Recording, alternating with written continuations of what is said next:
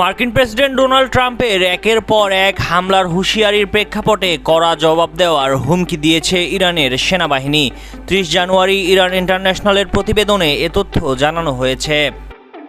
গত বুধবার ইরানি সেনাবাহিনী সতর্ক করে বলেছে, নতুন যে কোনো ধরনের হামলার তাৎক্ষণিক পাল্টা জবাব দেওয়া হবে। সম্ভাব্য দৃশ্যপটের আলোকে সামরিক বাহিনীর পরিকল্পনা এবং নির্দেশ যথাস্থানে রয়েছে।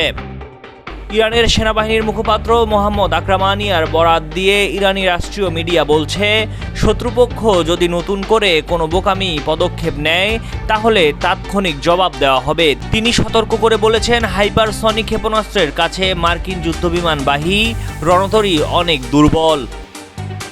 এদিকে কড়া হুঁশিয়ারি বার্তা ও ইরানে সরকার পতনের ইঙ্গিত দিয়েছেন মার্কিন প্রেসিডেন্ট ডোনাল্ড ট্রাম্প। সিএনএনের প্রতিবেদনে বলা হয়েছে, ট্রাম্প ইরানের নেতৃত্ব ও দেশটির বিভিন্ন স্থাপনায় হামলার কথা ভাবছেন। অন্যদিকে ইসরায়েলের পক্ষ থেকে বলা হয়েছে, তাদের বিশ্বাস ট্রাম্প চূড়ান্তভাবে ইরানের সরকার পরিবর্তনে কাজ করবেন। ইরানে গত ডিসেম্বরের শেষ নাগাদ শুরু হওয়া সরকার বিরোধী আন্দোলনে ব্যাপক দমন নিপীড়ন চালায় দেশটির নিরাপত্তা বাহিনী। দেশজুড়ে চলা সেই তুমুল বিক্ষোভ নিজেদের নিয়ন্ত্রণে আনতে পারলেও দেশটির সরকার এখন বিক্ষোভকারীদের গণগ্রেপ্তার অভিযান এবং ভয়ভীতি প্রদর্শন শুরু করেছে।